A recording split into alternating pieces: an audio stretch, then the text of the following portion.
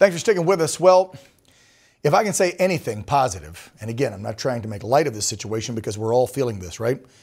But if we can look to any positivity or light at the end of the tunnel about Biden's horrible economy and his just disastrous economic policy, is that it should turn voters out this fall, hopefully in record numbers, to go red.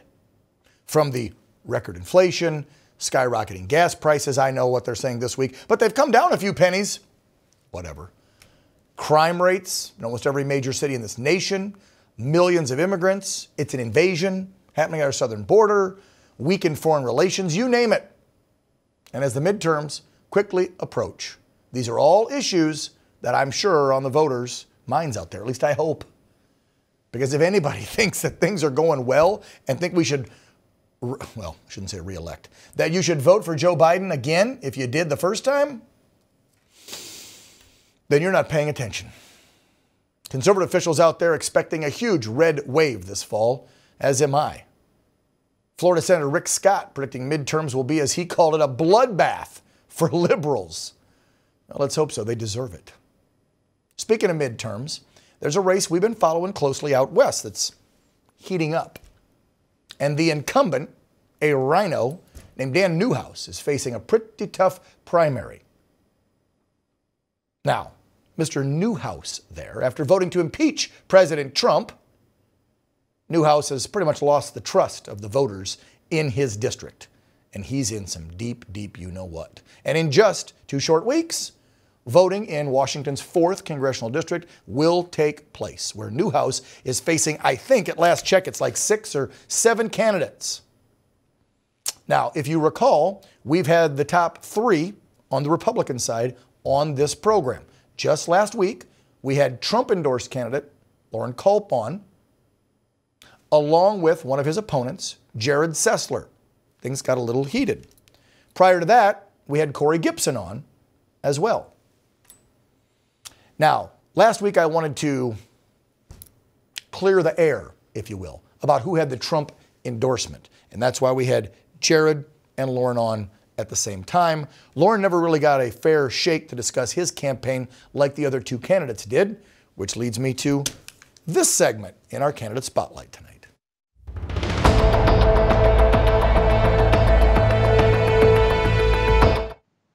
Loren, welcome back to the program. How are you, sir? I'm good, Dan, and thanks for having me on. And thanks for setting the record straight last week when one of my competitors claimed by omission that he had President Trump's endorsement. Absolutely irresponsible. Yes. And as was pointed out by you, I do have President Trump's endorsement, but Sessler doing something like that isn't surprising at all to me. He's been running nothing but a dirty campaign after he spent thousands of dollars running around the United States, including to Mar-a-Lago, to Trump events trying to get his endorsement. But after President Trump looked at all the candidates, he failed, and President Trump endorsed me. But I mean, I'm not here to give him any more attention. No, that's fine. That's fine. And Loren, I actually asked 45 last week, right before both you guys came on. I called him and asked him. And so I knew who had the endorsement. But that's also why I didn't let either one of you know that you were coming on together. I wanted to see how it all played out. I wanted to see who would say what and who would stick their foot in their proverbial mouth. And obviously we saw, because one candidate, instead of apologizing for not correcting me and saying that he should have looked into where that endorsement on his page or somewhere we saw it came from, no, he immediately attacked, he threw you under the bus, he made some other allegations. You discuss those. If you want to move on, let's talk about your campaign. I'm fine with that. If you'd like to address any of those allegations that were made, I got some interesting messages from folks, Loren. People thought, now, why would Jared do that? You come on the program, you guys discuss who's got the endorsement. Why don't you go for your platforms and discuss how you're going to help people of the 4th? And that's not what that interview turned out to be last week. It turned into be hit piece, pretty much him trying to hit you and you trying to clarify. So I'll let you take it from here. Yeah, you bet, Dan. You know, I've been told a million times by people, if you're over the target, you're going to receive flack. And I'm receiving flack. Everyone is attacking me, including the incumbent Dan Newhouse, who I am leading by 6 to 8 points in the polls and have been since December. So all of these guys are nipping at my heels, but Dan Newhouse is who I'm running against. That's right. And he's failed his constituents.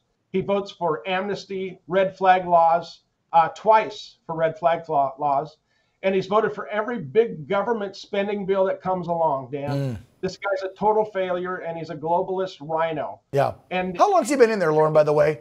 Is he a career? He's been in there way too long. I think 4 or 5 terms he's been in. Okay, so 12 to 14, yeah, about 12 or something like that, 10 to 12. Yeah, way too long. He's lost touch with the constituents. And, you know, if anybody wants to know why prices of everything are going through the roof, it's because of rhinos like Dan Newhouse, who join with the Democrats on every spending bill.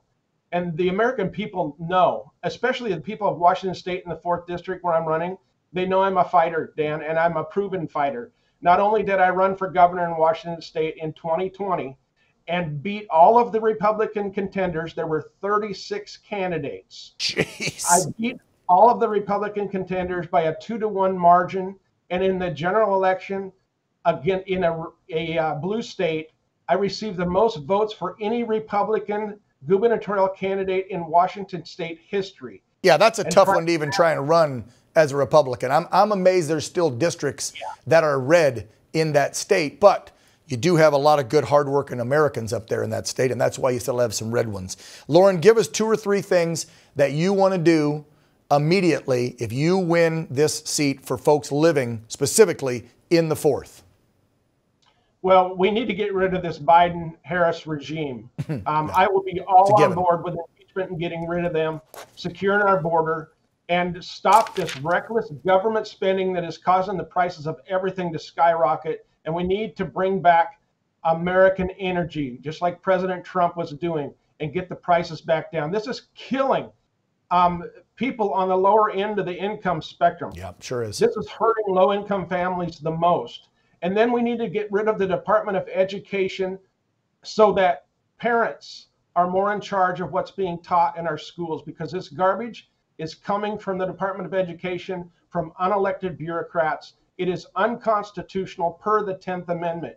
And I will always stand up for the Constitution and the citizens of the United States, including the 4th District here in Washington. Good for you. Loren Culp, the only Trump-endorsed candidate running in Washington's 4th. If you want to learn more about his campaign, I promised all of you equal time, and they're giving me the rap. So you, Jared, Corey, all of them, anybody in this, you want to come on? This is why it's called Candidate Spotlight. We give you the same amount of time. Loren, who is, by the way, leading in the polls, best of luck. That voting is in 2 weeks from tomorrow. So get educated, Washington's 4th, and vote for the right guy. Loren, take care. And Dan, one person that you asked me who I was endorsed by before, and I wanted to let everybody know that Congresswoman Lauren Boebert supports my campaign as well. She's a fighter, and I look forward to working with her. She's on the program tomorrow night. Talk about her new book. Yep, big Second Amendment person. We love her. Thank you. Appreciate you. Take care. Thank you.